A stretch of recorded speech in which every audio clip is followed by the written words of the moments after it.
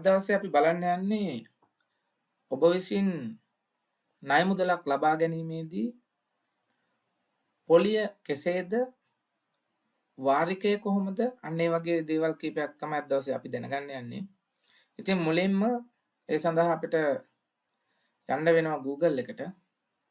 මේ විදිහට Google page එකට ඇවිල්ලා අපි type කරනවා loan amortization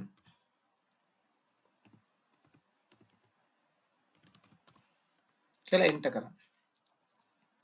එතකොට ඔයාලට පේනවා මෙතන මුලම calculator.net කියන එකේ amortization calculator. ඊට පස්සේ මෙන්න මේ වගේ තිරයකට එනවා. මෙන්න මේ කොටසේ ඔයාලට පුළුවන් ඔයාලා ලබා ගන්න යන ණය මුදල සඳහන් කරන්න ඕනේ මෙතන. ආසන්න වශයෙන් අපි ලක්ෂ 10ක් සඳහන් කරමු. right. ඊට පස්සේ වර්ෂ ගණන එහෙම නැත්නම් මාස වලින් දෙන්න පුළුවන්. වර්ෂ 10ක් නම් ඒ විදිහට එහෙම නැත්නම් මාස වලින් 120ක් විදිහට අපි දෙනවා. තුන්වෙනියට තියෙනවා මෙන්න මෙතන පොලි අනුපාතය. පොලි අනුපාතය ආසන්න වශයෙන් මේ දවස්වල වර්ෂ 10ක් සඳහා මහජන බැංකුව වෙන 113ක රේට් එකක් තමයි ආවෙන්නේ. ඊට පස්සේ මෙන්න මේ කැල්කියුලේටර් කියන බටන් එක මත ක්ලික් කරාම අපිට බලා ගන්න පුළුවන්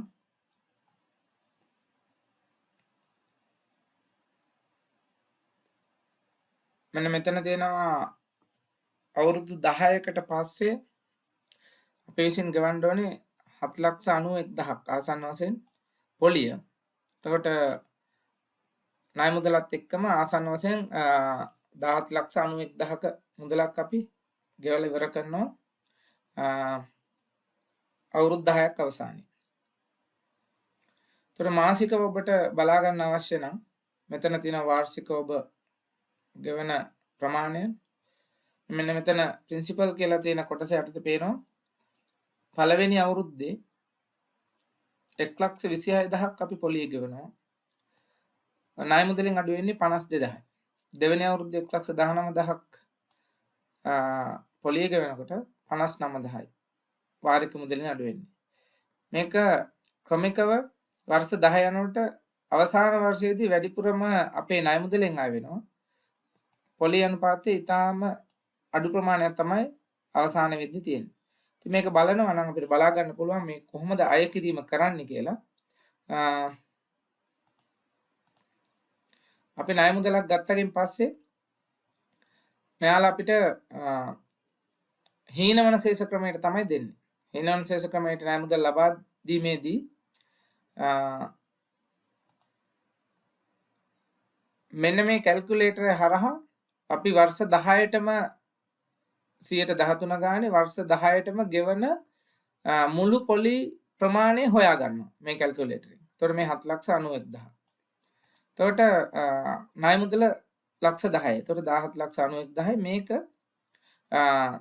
සමාන වාරික වලින් තමයි තියෙන්නේ. වාරිකයේ සමාන වුණාට ඒකේ ඇතුලේ තියෙන පොලිය සහ වාරික මුදල වෙනස් වෙනවා.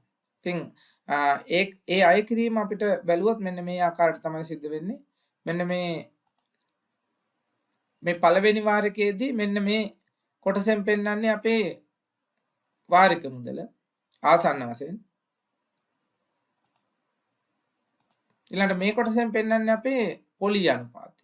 ඒකට මුල් කාලයේදී පොලිය අනුපාතය වැඩි වාරික මුදල අඩුයි. එතකොට අවුරුදු 5ක් වගේ කාලයක් ගියාගෙන් පස්සේ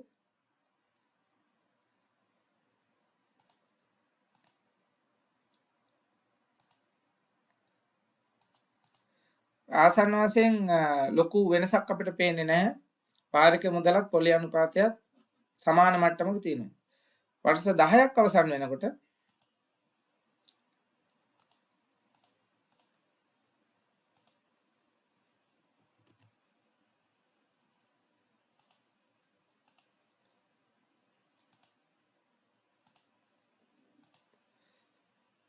වර්ෂ 10ක් අවසානයේදී ණය මුදලෙන් අය වෙන ප්‍රමාණය වැඩි පොලි අනුපාතය ඊටාම අඩුයි. මෙන්න මේ ආකාරයට තමයි වාරික අයවීම වෙන්නේ. නමුත් අපිට සමාන වාරිකයක් විදිහට තමයි මෙන්න එකම ගාණක් අපිට ගෙවන්න සිද්ධ වෙන්නේ සෑම මාසෙකම. නමුත් මේක ඇතුලේ මෙන්න මේ ආකාරයට තමයි වෙනස් වෙන්නේ අපේ ණය මුදල.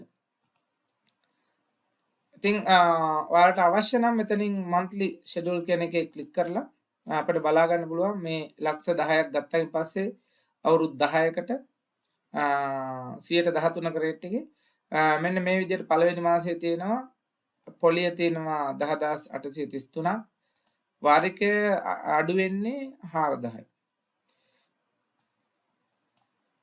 තර මේ ආකාරයට ටිකෙන් ටික අවසාන වෙද්දි වර්ෂ 10ම යනකොට පේනවා පොලිය රුපියල් 160යි වාරික මුදලින් 14000ක් විතර ආය වෙනවා. එතකොට මෙන්න මේ ආකාරයට තමයි ණය මුදල අපිට බලා ගන්න පුළුවන් වෙන්නේ. ඉතින් මෙතනදී කොයිතරම් පොලියක් අය වෙනවද කියලා බලා ගන්නත් පුළුවන්. ඉතින් මේක වෙනස් වෙනකොට බලමු. ඔබ මෙතන වාරික මුදල 14000යි තියෙන්නේ. වර්ෂ 10කින් ගෙවෙන නිසා වර්ෂ 5ක් දාගත්තොත් මෙතන අපිට 60ක් එනවා.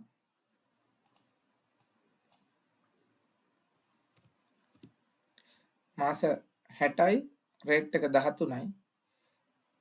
අවුරුදු 5කින් ගෙවනවා නම් ආසන්න වශයෙන්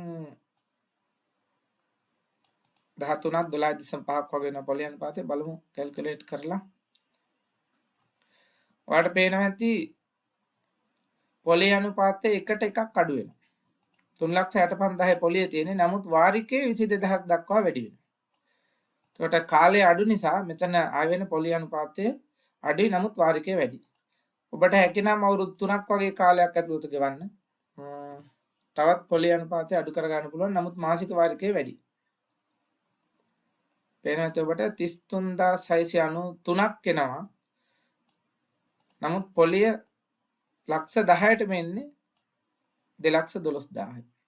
ඉතාම අඩු පොලි අනුපාතයක් ඉතා කෙටි කාලයක් තුළ ගෙවලා ඉවර කරන්න පුළුවන් නම් මෙන්න මේ වගේ අපිට බලා ගන්න පුළුවන්. ඔබ ලබා ගන්න ණය මුදල මේකෙන් ඉතාම පැහැදිලිව පොලි අනුපාතය කොච්චරක්ද මාසික වාරිකය කොච්චරක්ද කියලා අපිට බලා ගන්න පුළුවන්. මෙන්න මේ loan amortization calculator. හැබැයි මේ මම ඔබට පෙන්නන්නේ Google එක හරහා.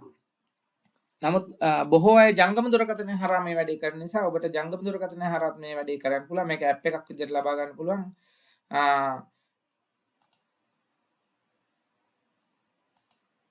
එතනදී Google Play Store එකට ගිහිල්ලා search කරන්න loan amortization.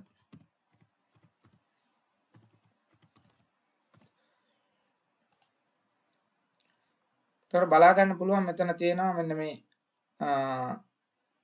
තද නිල් පාට loan amortization calculator කියන එක අපි install කරගන්න ඕනේ ජංගම දුරකථනයට.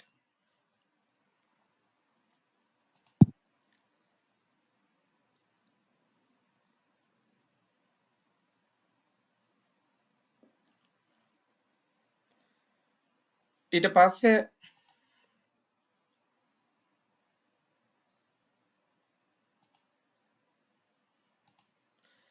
අපිට මෙන්න මේ වගේ තිරයක් පේනවා.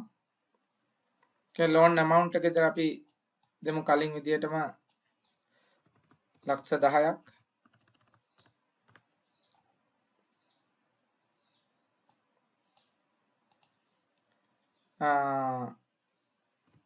වාර්ෂික පොලි අනුපාතයේ විදියට 13ක්.